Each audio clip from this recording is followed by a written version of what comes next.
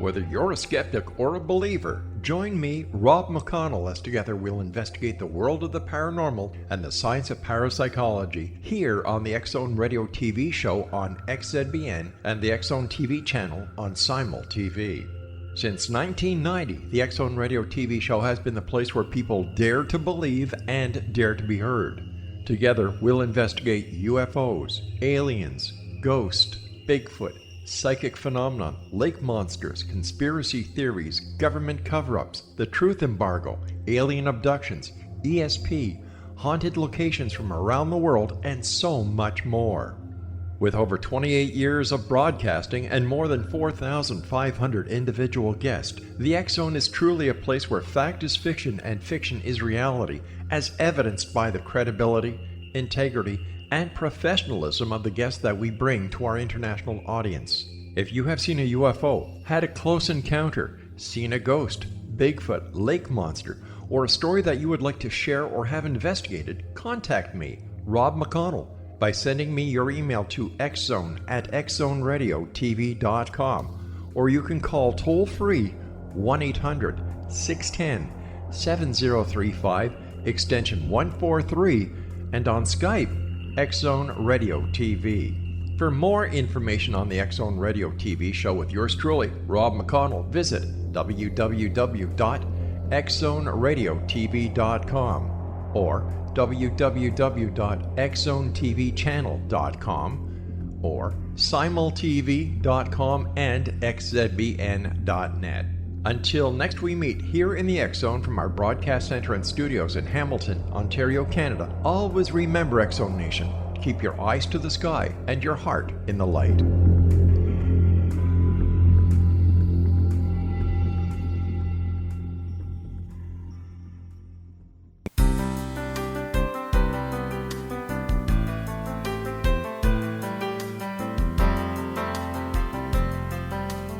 Welcome to Mission Evolution Radio Show with Gwilda Wiyaka, bringing together today's leading experts to uncover ever-deepening spiritual truths and the latest scientific developments in support of the evolution of humankind. For more information on Mission Evolution Radio with Gwilda Wiyaka, visit www.missionevolution.org. And now, here's the host of Mission Evolution, Miss Gwilda Wiyaka.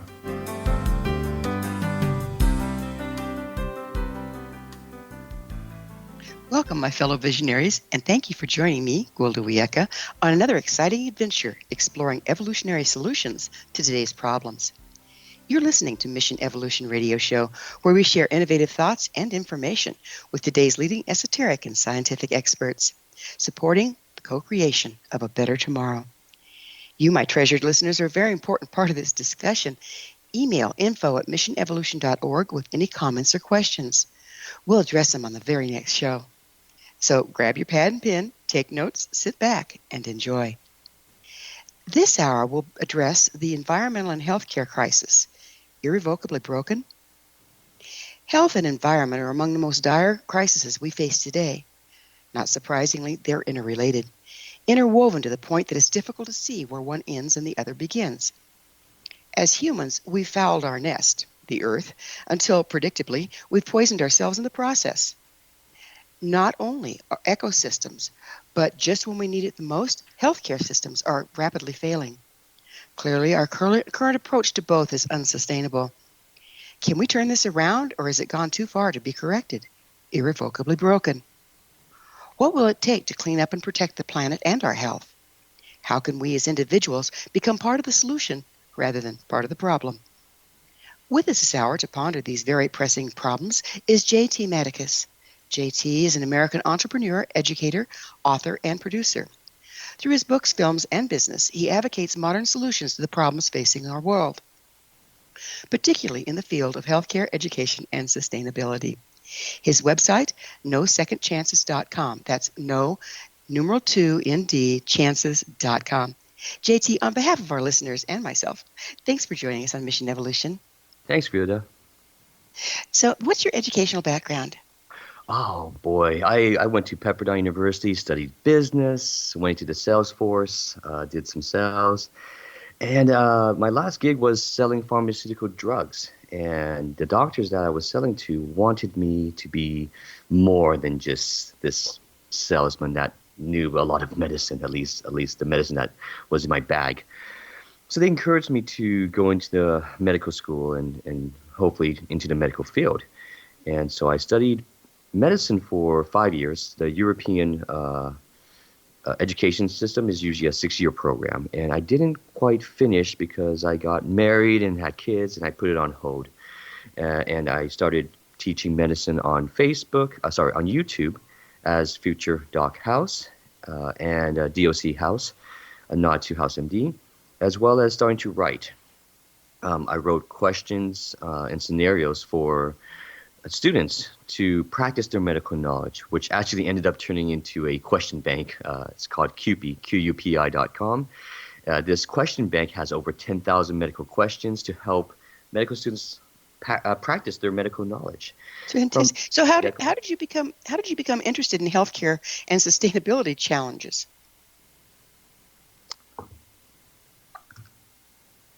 Excuse me, hello? I said, how did you become interested in healthcare and sustainability challenges? Well, the more and more I studied medicine, the more and more I found out that there was people, there was just not enough doctors. Even in my own personal life, the wait time to see a specialist is 3 months. It's 6 months in my world. Oh boy. For the regular provider. Yeah, that's not sustainable, And Yeah. I always well, I'm not dying, but I always say, well, what if I had something life and death, but I didn't know because I couldn't see a doctor for 3 months. It didn't used to be that way. Of course, I'm pretty healthy, so I don't go to a doctor all that often. Mm-hmm. So when I do, the differences are really standing out. And the doctors now seem extremely stressed out. You can't see them for, like we were just talking, 6 months just for my normal practitioner. And I'm sent to the hospital with something that doesn't need hospital care, or I suffer for 6 months. What happened? I think what happened was the insurance companies became for-profit. They used to be non-profit. And a pool of money, the point of insurance is a pool of money gets collected in case, God forbid, one of the persons that are pulling the money into this fund gets sick. And it became for profit, so now we're paying exorbitant amount of monies to big CEOs to cut costs, to reduce costs, to find ways to increase premiums and pay out less, which is a big shame because, for example, I just had eye surgery on my eyes. It's to correct strabismus, which is a lazy eye, and to correct my double vision. And the eye drops, which is it's not even anything different than Neosporin, but in an eye drop form, was $158 with insurance, of course, with insurance. That's the copay, right?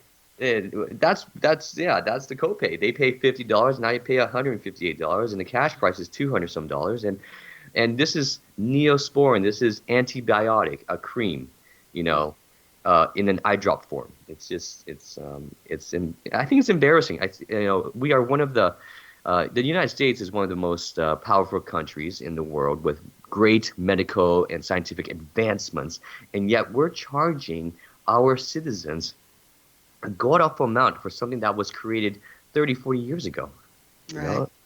It's sad that that it became a money industry versus a healthcare industry. But within that, medical doctors are not faring so well. I understand depression and suicide has gone up in medical professionals drastically in recent years. What's going on with that? Yeah, last year I gave a little a talk about that to let my colleagues know, if you are suicidal and if you are depressed, seek help, because it is unfortunately true. The doctors, the medical professionals, they have to always put on a brave face. They always have to face life and death and make these decisions, and you can't save them all, and over time it gets to you, and also you're overworked, stressed, in some cases even underpaid. You've sacrificed a lot. You may have sacrificed relationships to become a doctor or to be a doctor even. And that's what we're facing, and that's not fair. That's not fair for many of my colleagues. Right.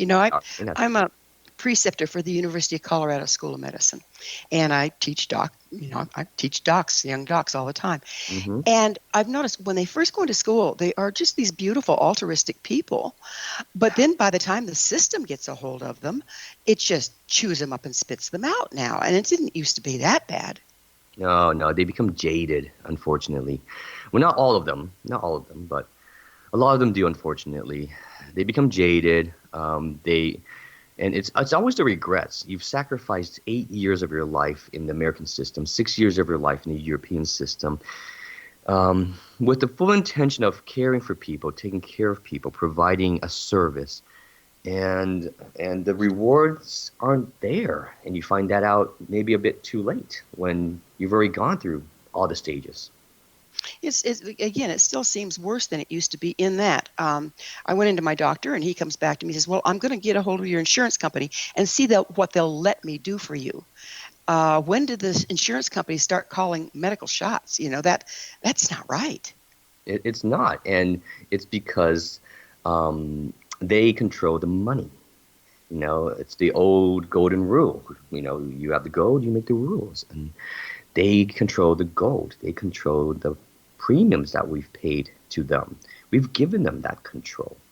And doctors, they do their best to advocate for their patients.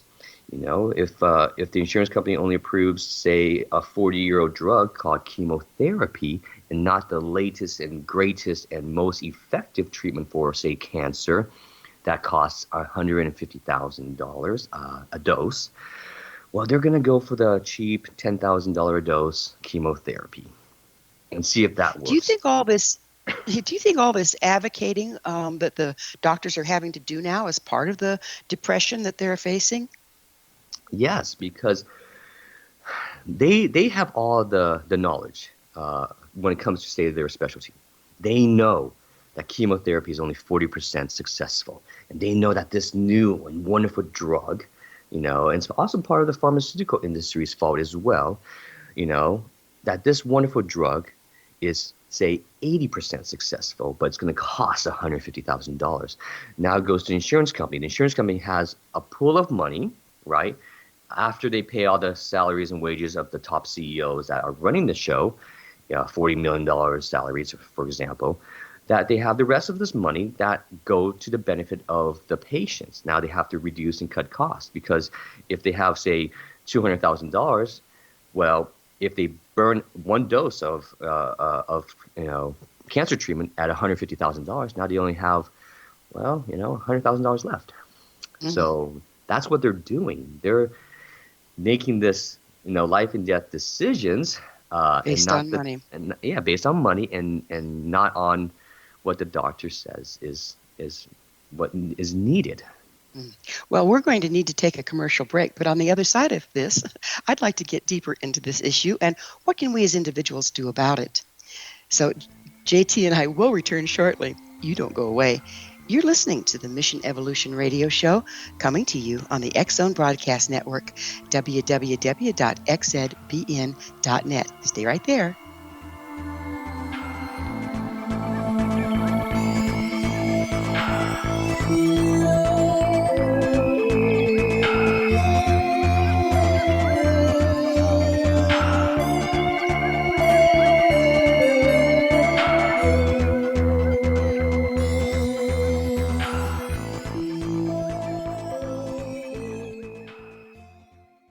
Patty Conklin grew up in Brooktondale, New York with a unique ability. Unlike others, she could see how the vibration of words and emotions affected the physical body. She discovered how to release stored emotion and facilitate healing. This began today's Conklin method of cellular cleansing. The private practice grew with tremendous results, as did her reputation. More and more people sought her out, bringing her into the home for healing. She soon realized she could even teach this to others, and they could shift perception and thus prevent illness from occurring. Patty Conklin quickly became a frequent keynote speaker, and she developed a curriculum for teaching the Conklin method of cellular cleansing. For more information, visit pattyconklin.com. PattiConklin, PattiConklin.com, or call 404-474-0086. That's 404-474-0086.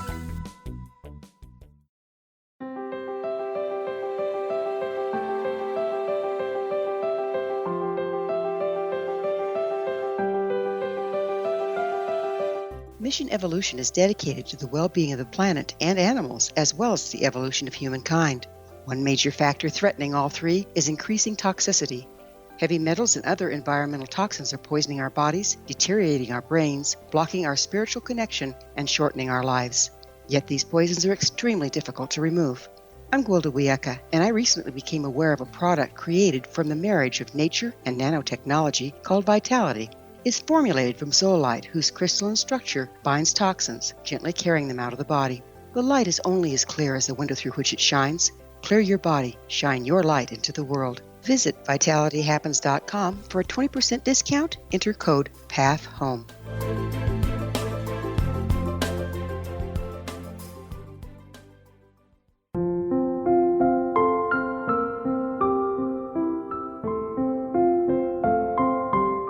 I am Dr. Carl O'Helvey, founder, president of a new cancer foundation focusing on evidence-based physical, mental, and spiritual interventions, including natural cancer cures, prayer, meditation, affirmations, nutrition, and other related holistic cancer prevention and cure modalities.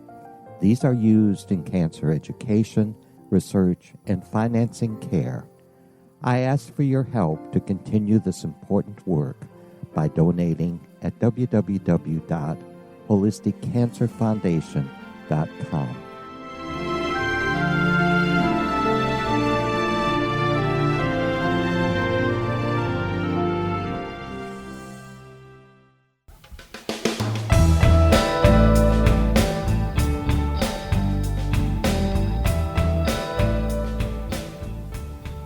Hello again. This is the Mission Evolution Radio Show, missionevolution.org. I'm Gwilda Wiyaka. We really value your opinion, dear listeners. Email me at info@missionevolution.org and give me your thoughts or questions so we can share them on the next show. This in from a listener regarding the episode entitled Evolution of School Systems. LC states, I liked many of the guests' thoughts on improving the culture of schools. However, it may look good on paper, but isn't it a huge undertaking that would cost a lot of time and money? How practical is his protocol? LC, thanks so much for sharing your concerns. Dr. Bulak did indeed offer many valuable techniques, but at the end of the episode, he and I agreed while many improvements can be made, ultimately, violence in schools is a cultural problem, not a scholastic one. Curious listeners? Visit our archives at missionevolution.org to hear the evolution of school systems and send us your take on it.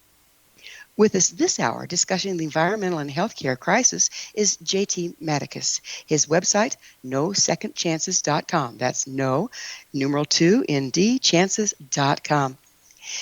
JT, we were just getting into, we're kind of in a mess here. There's not really any great answers.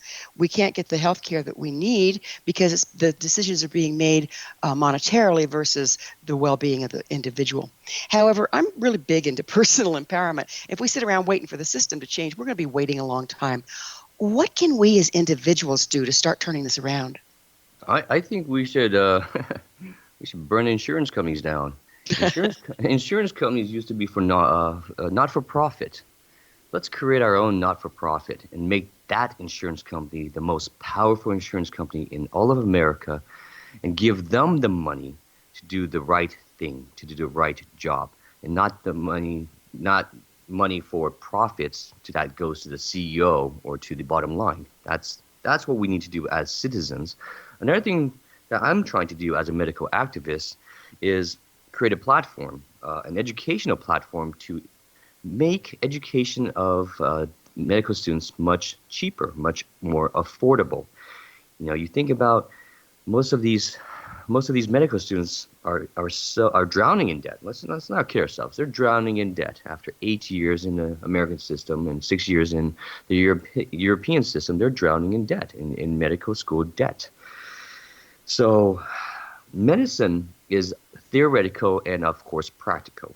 The theoretical general knowledge part should not be expensive. We have Wikipedia, we have Google, we have the internet. We have Yes, but the internet is not regulated enough to be reliable. Sometimes you read something and it's true, and sometimes you read something and somebody's great idea that's not necessarily true. How are you going to work around that? Well, you got to create platforms built by medical professionals. For example, I've created QUPI, QUPI.com, which is a database of over 10,000 multiple choice medical questions to help medical students pass their exams. And this is something that was, I had a huge advisory board of doctors and educators that help me create this. And it's a very useful tool, and it's cheap. It's on the internet, and it's verified information, verified questions that can help medical students practice their medical knowledge. So that's a start, okay? I cannot create a whole educational platform by myself. I'm one person, but I want to start the process so that by the time I leave this world, my legacy will be hopefully reducing the cost of medical education through an online platform. Now, when I say reduce, is because at the end of the day, we still have dissection labs and microbiology and practical classes that, you have to get hands-on. You have to go to a physical location. You have to interview the patient. You have to, figure out their symptoms and diagnose the patient based off of, say, their symptoms or the lab results. And yes, that's the practical training. But if I can save half of the cost, because the first 2 years is theoretical and general knowledge, well, that's half the burden that a lot of the medical students are undertaking, in a sense. Do you think you can maintain the quality when they're self-studying online versus in the classroom? Yeah, because everything is standardized these days. We take standardized exams called the National Board and NBME, National Board Medical Exams. And these National Board Medical Exams are kind of the standardized testing to see if you do know the knowledge. All medical schools have this. All medical schools make their medical students take this to prove, for the students to prove their knowledge in a standardized form. So I always said, well, if I'm going to have to prove it anyways, whether I learn it from books or the internet or lectures, it's immaterial. The point is that I learn the material and I prove it on these standardized exams. Does that make sense? So it does. So how about the standardized exams? Are those something you have to do in person to show that it's you doing it versus somebody else? Yeah, it's a big business. Testing centers all around America deliver this exams, as well as certified exam centers in universities deliver this exam. So when I was in university studies, I had to take these National Board medical exams on, of course, certain subjects during the general knowledge period and on certain specialties, say pediatric or oncology or whatnot, internal medicine, in the later 2 years. A little change of topic, but you say you've taken on the healthcare industry. What do you mean by that, and whatever motivated you? I'm actually not as healthy as I look or sound. I've been seeing doctors a lot, and so when I was younger, it was just easy breezy. You just go in, you pop in, you didn't even have to make an appointment sometimes, and you pay a low copay. You get treated, and you're good to go. Even when you needed surgery, it was like, oh, I can get you in next week at the surgery center, and at a reasonable cost, you got your surgery. Now it's like, I do understand there's inflation and whatnot, cost of living, but I do also know when I'm, in a sense, being cheated, or feel like I'm being cheated. And so that's what has happened over the course of my life. I'm 37 years old. And so, and of course, I also went into the industry to help. You don't try to become a doctor without wanting to serve others. And the more and more I was in medical school, unfortunately, yeah, maybe I became a bit jaded. But more importantly, I always try to find solutions. And my solution was, I can be a doctor, and I still want to be. After my kids get a little bit older, I'll go back to medical school. But the point is that in the meantime, I should try to do things to make medical education fun again, bring the joy back to medical education in a sense.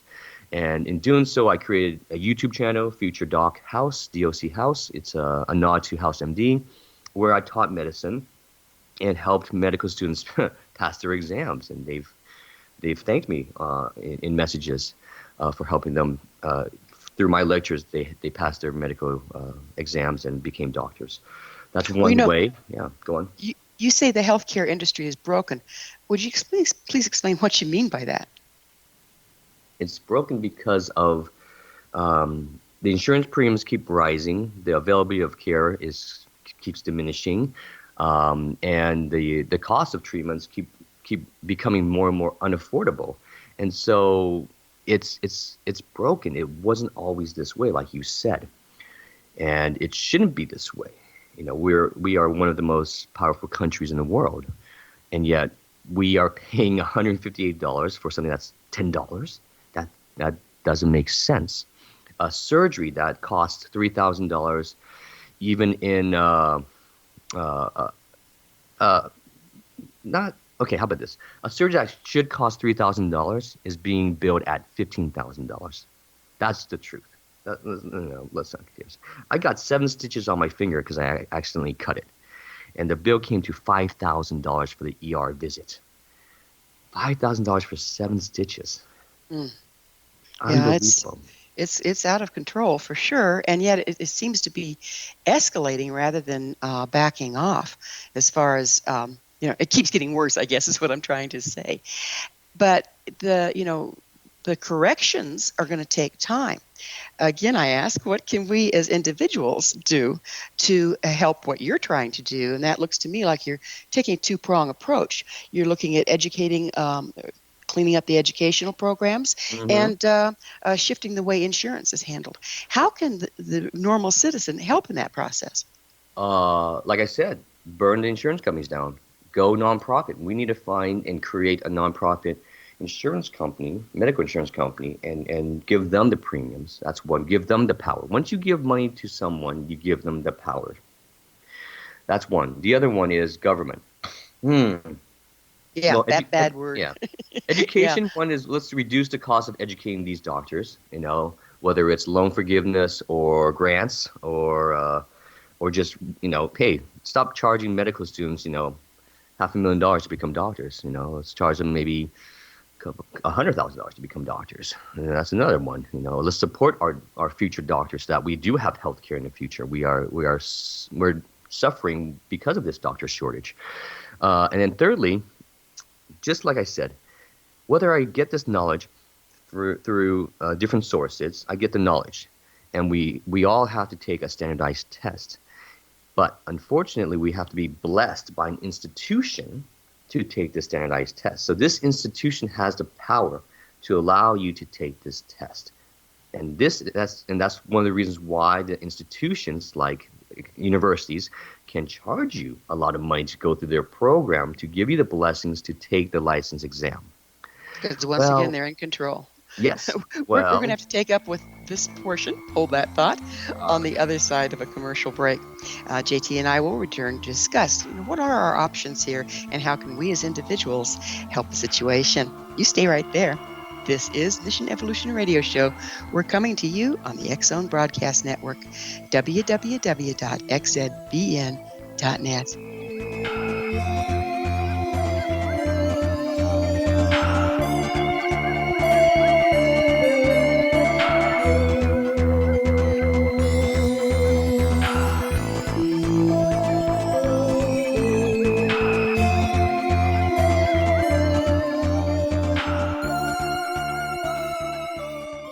Audience. If you have seen a UFO, had a close encounter, seen a ghost, Bigfoot, lake monster, or a story that you would like to share or have investigated, contact me, Rob McConnell, by sending me your email to xzone@xzoneradiotv.com, or you can call toll-free 1-800-610-7035, extension 143, and on Skype, X Zone Radio TV.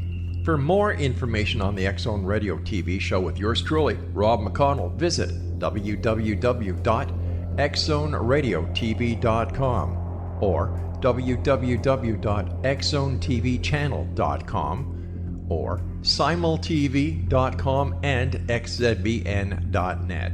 Until next we meet here in the X Zone from our broadcast center and studios in Hamilton, Ontario, Canada, always remember, X Zone Nation, keep your eyes to the sky and your heart in the light.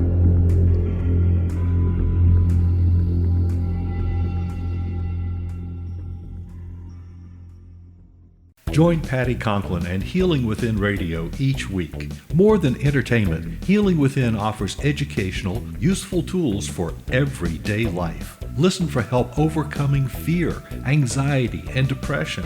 Patty knows about eliminating cancer, MS, dementia, Parkinson's, and a host of illnesses that we face every day. Life can be good. Life is good. All you need are simple tools to start changing your life. Start right now by visiting pattyconklin.com, PATTICONKLIN. No matter where you are in the world, you can work with Patty through Skype, phone, or in person, visiting one of her retreats in Georgia.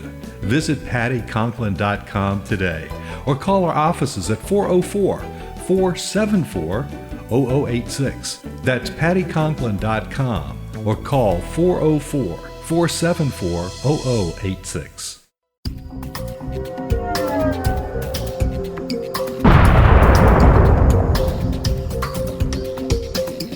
Coming soon to the X Zone Broadcast Network is A Different Perspective with me, Kevin Randall, as your host. We'll be taking a close look at what is happening in the world of UFOs today with side trips into the paranormal. Guests will range from those who are household names to those who have a different perspective on a variety of topics.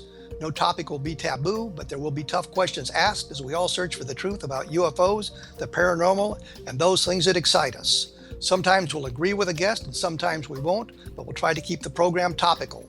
For those of you who would like to read, be sure to visit www.kevinrandall.blogspot.com and remember to listen to the other fine programs on the X Zone Broadcast Network at www.xzbn.net.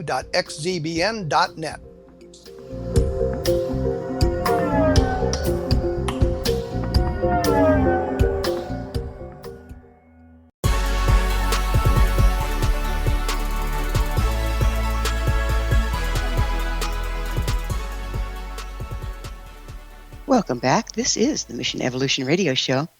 Did you know our entire leading-edge, information-packed episode collection is available to listen or download with our compliments?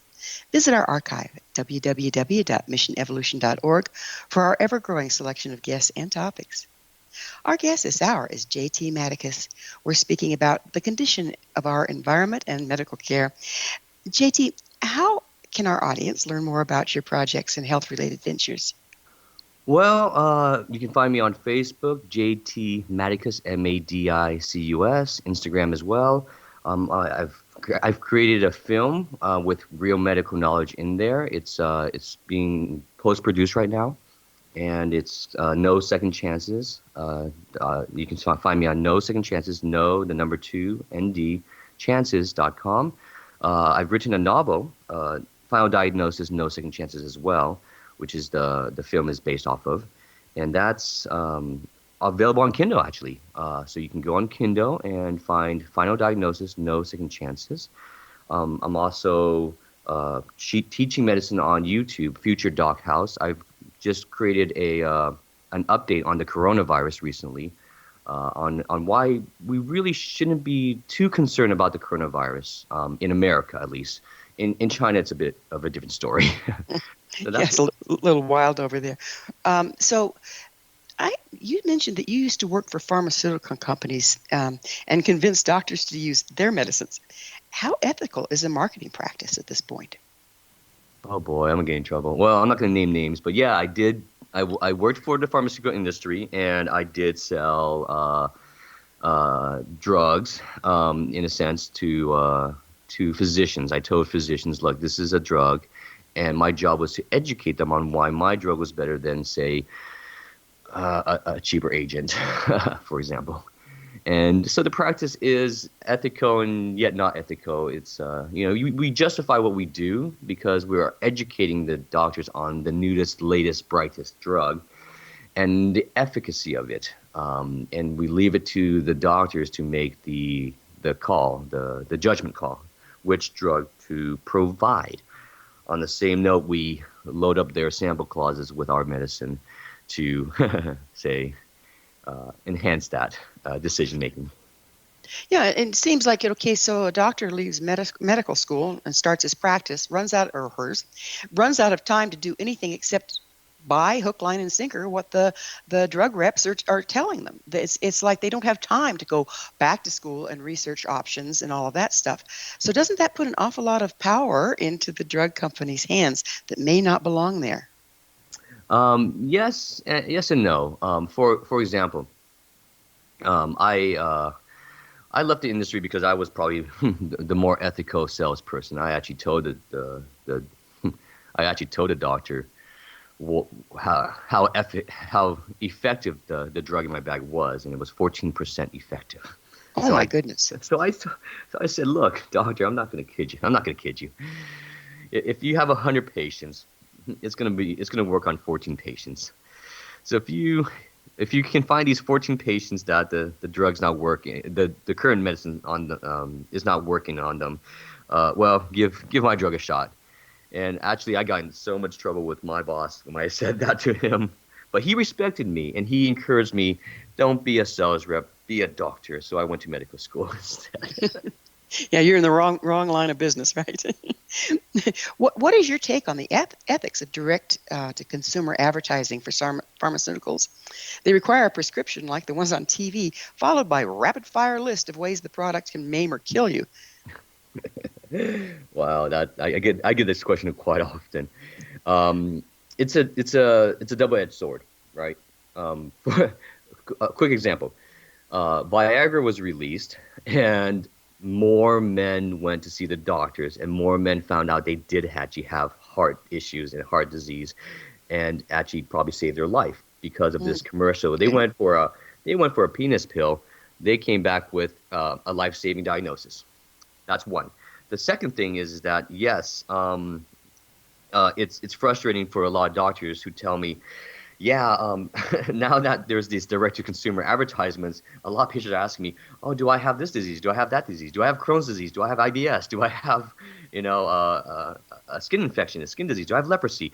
Because of these these advertisements, and the doctors are just blown away. Like, wow, I could actually be spending my time actually helping another patient that actually has a problem, and here I am trying to tell this patient, no, you don't have this. You're fine. You're healthy. So it's like the advertising is turning us into a bunch of hypochondriacs. Sometimes it does. That's unfortunate. But on the same note, I wrote a story, Final Diagnosis, No Second Chances, and one of the patients had a disease, and this in the story, and we actually shot the first part of this novel in Poland, and so one of the set crew members, right? Actually, because of this script, because of this story, this novel, kind of self-diagnosed herself with this disease. So, it's a double-edged sword. I mean, a lot of people may think that they have this, but it does sometimes drive someone to seek out maybe this possible diagnosis. So, it is what it is. Yeah, that's pretty interesting. On another note, I've recently heard from numerous reliable sources that life expectancy is dropping, that we can't expect to live as long as our grandparents did. Have you heard that? And if so, what's your take on the cause? Oh boy, this is a tough topic to talk about. How about this? If you have money, you can live a long time. If you don't have money, well, and you get a death sentence of a diagnosis, then yes, in a sense, life expectancy can be dropping. So, does that explain that without? Yes, but my question is the shortening lifespan related to the deteriorating condition of our environment? I mean, our foods are being messed with. Okay. We've got heavy metals. We've got all sorts of stuff that our grandparents weren't faced with. Okay, so that's one of the things I'm trying to solve as well. Is we have a doctor shortage. We're going to have a water shortage. We have 7 billion people that need water, and we are surrounded by salt water. Okay, so water's a closed system, though. How do we have a shortage of that? How do we have a shortage? Mm-hmm. What's causing our shortage? What's causing our shortage? One, we're using too much of it. Two, we're polluting it. 3, climate change, whether it's man-made or just environmentally, cyclical. Climate change causes certain areas to be in a drought and other areas to be flooded. So in a sense, there is a water shortage at any given time in certain parts of the world. The point is that how do we get water to those areas that need it, or to areas where the water is tainted, is polluted, is causing death and disease? For example, maybe places do have water, but it's been so polluted and dangerous to even drink. And so they drink this water and they end up with a bacteria infection or an amoeba infection, a parasite, and things like that. And now the water that they need to survive is also the same water that's killing them. So that's the situation we're in. Now, go on. No, go ahead. Okay, so the solutions are obviously desalinization plants, which if it's great if you're near an ocean, but it's also energy intensive. So do we burn oil and pollute the earth with more CO2, a greenhouse gas, to get the water that is going to keep us alive? That's one solution. Another solution is what I've kind of created. One is water purification systems, but again, also energy intensive. When you're dealing with, say, disinfecting the water and getting it back to a form that's drinkable. Yeah, that's an interesting topic I want to bring up there. It's like, in the States here, we're still mostly chlorinating our water, and yet there is a known carcinogen created by chlorine interfacing with organic matter. So there's a known, it doesn't go away after the chlorine evaporates, so we're putting known carcinogens in our water on a regular basis. How can we turn that one around? Well, chlorine is still the cheapest way to disinfect water. To money. To purify water. Yeah. It comes back to money. I mean, the other way is radiation. So you're talking about UV light. You can use UV light to disinfect water, but UV light takes energy unless it's from the sun. Obviously, the greatest disinfecting is the sun. The sun will burn everything. The UV light will burn everything from viruses to bacteria to a lot of things cannot survive under the sun. We have skin for that reason, and hair and whatnot, pigmentation in a sense. So that's how powerful the sun is. So we can actually create purification systems that doesn't use chlorine but uses energy in the form of UV light, UV radiation. And that gets expensive. So again, it comes back to money. What I'm trying to do is actually pull water from the air. At any given moment, you always have a 5% to, even 100% humidity in the air on the Earth. There's only very few regions that are so arid that is 0% humidity. So if you have a device that can use and harness the solar energy to create water from the air, well, I think that can have a global reach. Absolutely. You don't have. Well, I'd like to pick up on that. That's a fascinating topic on the other side of our commercial break, but we do need to take one. JT and I will be back shortly to continue our discussion, so don't leave us now. This is the Mission Evolution Radio Show, bringing new solutions to an old world. We're coming to you on the X-Zone Broadcast Network, www.xzbn.net.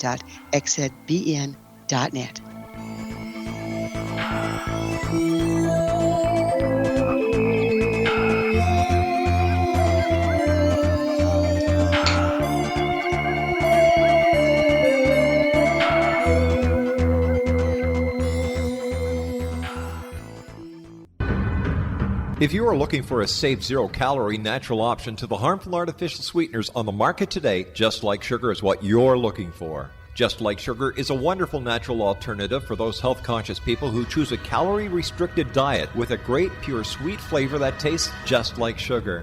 Just Like Sugar is a great natural option for people suffering from diabetes and may be useful in restricted diet programs where standard sugars are not allowed and does not cause a laxative effect of some other sweeteners.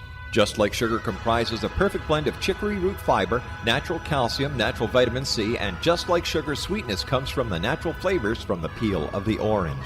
Just Like Sugar is a natural alternative to harmful artificial sweeteners and will change the way that you believe all natural sweetener products taste. Just Like Sugar is available at your local Whole Foods markets, Wild Oats markets, Henry's, Sun Harvest, and many other fine natural food stores in the U.S., Canada, and worldwide. They are here, and they've been here for thousands of years, making their presence known in the shadows. They might be seen by a lonely motorist on a deserted road late at night, or by a frightened and confused husband in the bedroom he is sharing with his wife. But who are they? What do they want? Why are they here? Perhaps most concerning, has the government been aware of their presence all along? The new book by Ellie Marzulli, UFO Disclosure, the 70-year cover-up exposed, delves into the world of UFOs. Can full disclosure be soon? Order now and receive a free hour and 37-minute DVD on the UFO phenomenon. UFOs are real. Get both the book and the DVD, a $40 value, for only $19.99. To order your book and DVD today, go to lamarzulli.net. That's LAMARZULLI.net. You have heard of the X Zone? Now watch it on Simul TV, plus 500 video games, live TV channels, free video on demand, worldwide, and more. Does this sound like tomorrow's television? Well, it is, but you can have it today, right now. It is Simul TV. Simul TV offers what the others only wish they could provide. 15 exclusive channels like X Zone, sci-fi, and horror. We are worldwide. No other provider offers that. 500 built-in video games. No need to have an extra expensive system. We have them included. Free video on demand. Live streaming events from around the world, interactive online network, and much more. Tomorrow's TV today. Simul TV. Sound too good to be true? Well, it's not.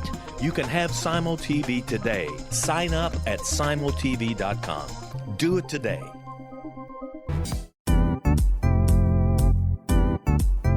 Memorable dynamic presentations are a not-so-secret weapon in the business world. Do you have a powerful message that must be shared, but you haven't found a way to deliver that message? Do you want to be known as a top public speaker who gets amazing results? Are you ready to create and deliver your powerful message? Thomas Hides can help you create and deliver your speech to get the results you desire. Visit iconquality.com. Did you expect your business to flourish, but instead it plateaued or didn't get off the ground yet? Would you like to achieve massive goals and discover new sources of income within your business? When you're ready to experience that type of success with fast results, Cindy Hendricks is the business coach for you. Her work with entrepreneurs and business owners has been life-changing. To get you and your business where you want to be, go to imaginemoresuccess.com. Has the fear of public speaking stalled your business or personal life? What would you give to develop and maintain supreme confidence? Have an invaluable private program to always perform at your best. Imagine how you would feel. You can have all that and so much more today with Thomas Hides' life-changing course called Number One Fear Unleashed. Visit numberonefear.com and be liberated from your fear of public speaking.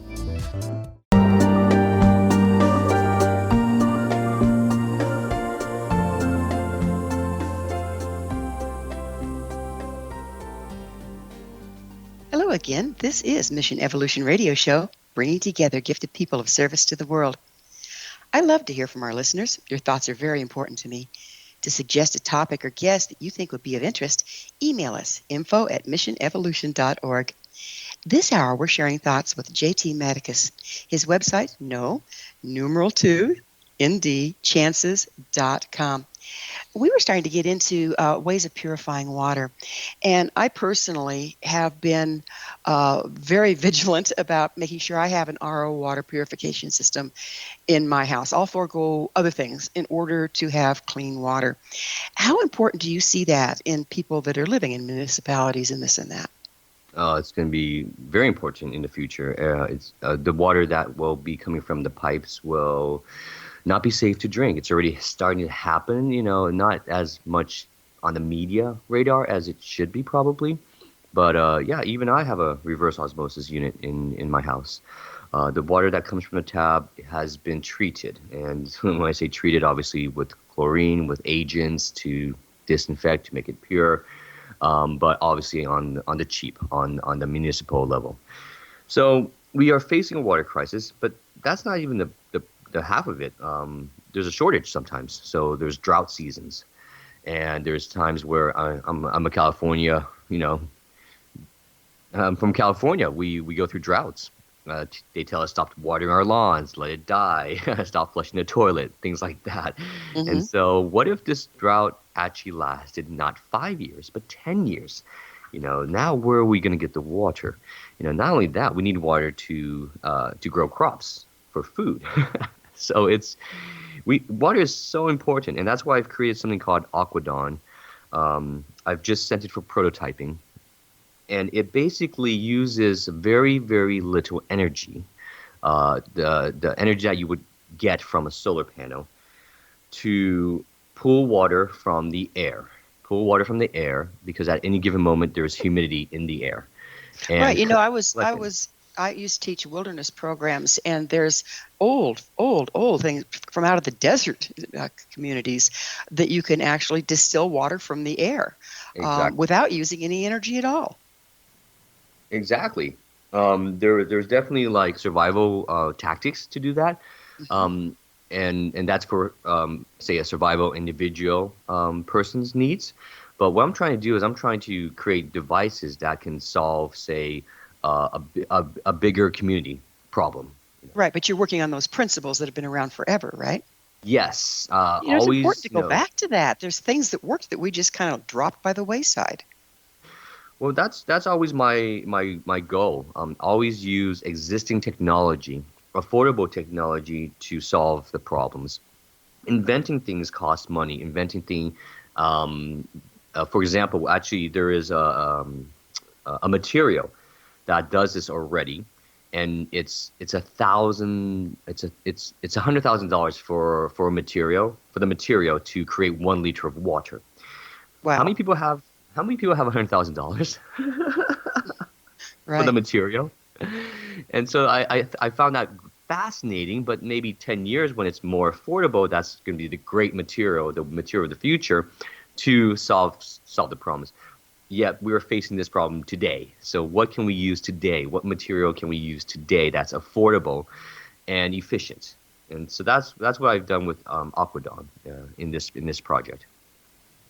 Well, it's fantastic, because I know water is one of our most pressing issues. What other environmental issues are we dealing with that you see as being real pressing? Environmental issues? Well, we can talk about, I study medicine, so we can talk about the coronavirus, let's say. I found, the coronavirus looks like has surpassed its death toll with when compared to SARS. Which is a bit disturbing. With the technology and the principles that should have been in place in our society, this is worrisome.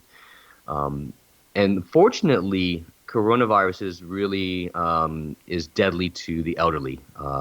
They've researched and found that patients that have a comorbidity, another disease, over 50 years old, tend to be more susceptible to this pneumonia that this virus causes. Now, God forbid, a mutation of this virus happens and it becomes even extra deadly. And that's the problem with the flu. The reason why we still haven't cured the flu is because the flu virus keeps mutating. And so every year we're going to lose 10,000 to 20,000 people worldwide a year to this virus that's been in existence for years, forever in a sense. I've got a curiosity. Because the flu virus mutates so quickly, how effective are flu shots, or are they part of the problem?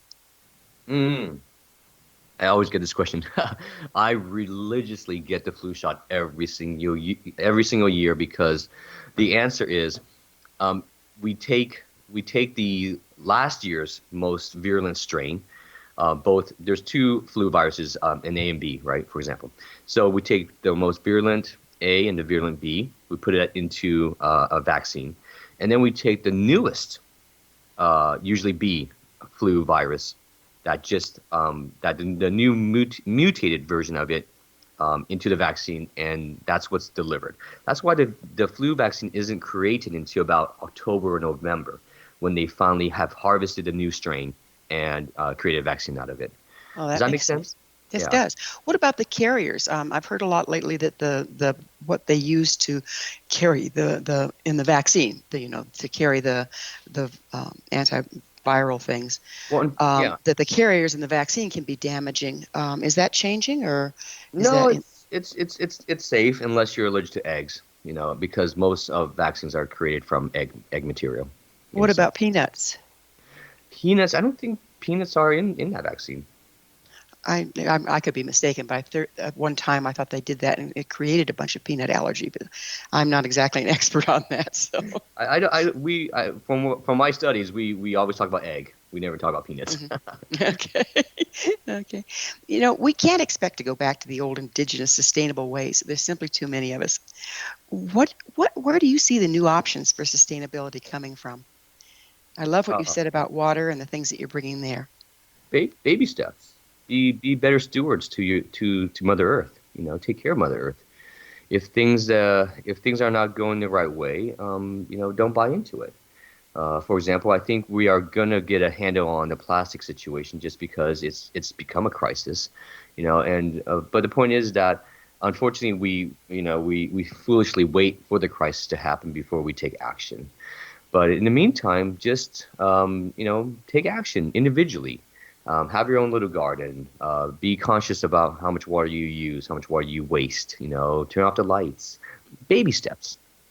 Take care of the earth. How about being visionaries? How about looking at the patterns that are developing and intervene before they become a crisis? That's where lobbyists comes into play. I mean, powerful corporations kind of run the world at the moment.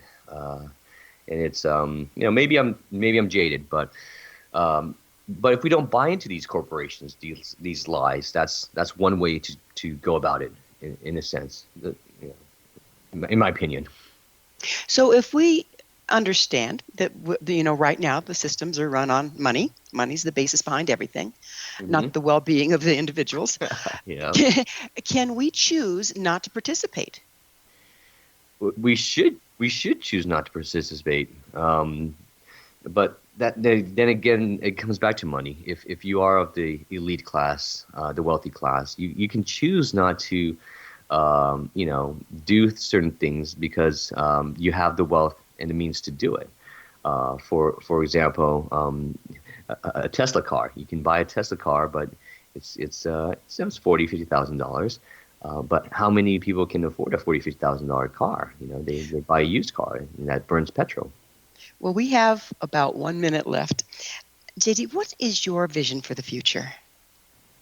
My vision for the future, oh God, apocalyptic? No, that's a bad joke. My vision for the future is that we always wait to the last minute. We always wait to the 9th hour to decide, well, maybe this is the wrong direction we're going to go, and we have to make changes. So we will fight for our survival. We will fight to stay alive, and unfortunately, hopefully, it won't be too late. That's my vision of the future. My job is to raise my children properly, one step at a time, do baby steps, take care of the earth, and be respectful to the earth and to each other. That's beautifully stated, because raising our children properly, bringing them up with the vision to see through this stuff and to make different choices. Yeah. I think that's one of the most important things, don't you? Well, we take an oath in medical school: do no harm. We do no harm. That's the goal. That's a good way to go. JT, thank you so much for coming on the show. Unfortunately, we are out of time. Thank you for having me. It's been my pleasure. Our guest this hour has been J.T. Madicus. JT is an American entrepreneur, educator, author, and producer who advocates for modern solutions to the problems facing our world in the fields of healthcare, education, and sustainability. His website, NoSecondChances.com. That's numeral 2ND, chances.com. Remember, our entire information-packed past episode collection is available for listener download free of charge. Visit our archives at www.missionevolution.org for our ever-growing selection of guests and topics. This has been Mission Evolution Radio Show with Gwilda Wiyaka on the X-Zone Broadcast Network, www.xzbn.net. Join us next time as the mission continues, bringing information, resources, and support to our evolving world.